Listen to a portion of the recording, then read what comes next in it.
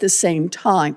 So, Ambassador Greer, we've heard a lot of conflicting statements about whether these tariffs are here to stay, how many more rounds of on-off we're going to do. So let me ask the question from a different perspective. Ambassador Greer, we lost 700,000 jobs each month in the last recession. If 700,000 Americans lose their jobs, will the Trump administration suspend these tariffs? Senator, A heated Senate exchange exposes growing fears that Donald Trump's sweeping tariffs could push the U.S. economy toward recession, drive up inflation, and cost millions of Americans their jobs. Lawmakers press the administration on whether these tariffs would ever be reversed, while economists warn of rising unemployment and economic instability. Watch the full breakdown, key moments, and what this means for American families, workers, and businesses. Let's slide in. If you find this political breakdown interesting, please give me a thumbs up, and as well, like and subscribe for more. Thank you, Mr. Chairman. Donald Trump is single-handedly driving this economy off a cliff. With no evidence to back him up, he's claimed emergency authorities to slap new tariffs on nearly every product we import from nearly every country. But Congress has the power to reverse these tariffs, and we should do so immediately. Tariffs can be a tool to help build things in America, but Trump has slapped tariffs on, then off again with no rhyme or reason.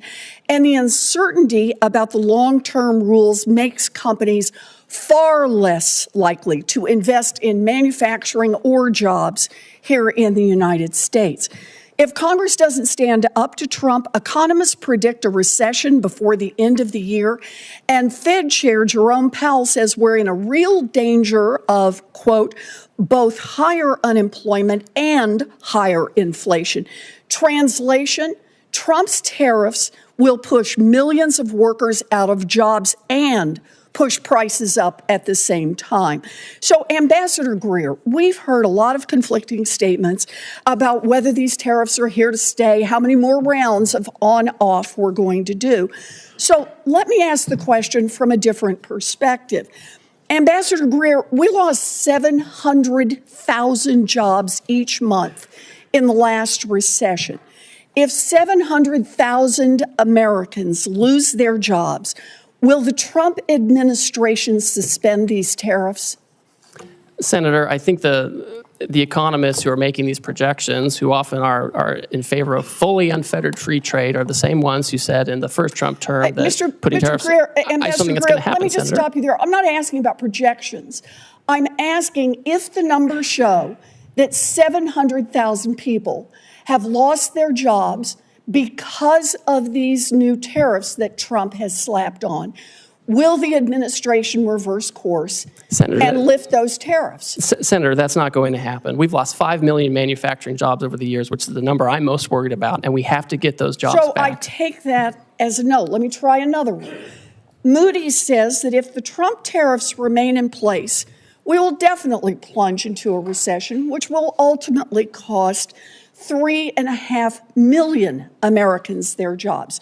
So, Ambassador Greer, if Trump's tariffs push 3.5 million people out of work, will the Trump administration reverse course and lift those tariffs? Senator, the Wall Street analysts are wrong. They never want to have any kind of change to the status quo. Right or but that's who you're quoting to me, Senator. I'm giving you a number. If the number is 3.5 million, if it never comes to pass, you don't have to worry about your answer.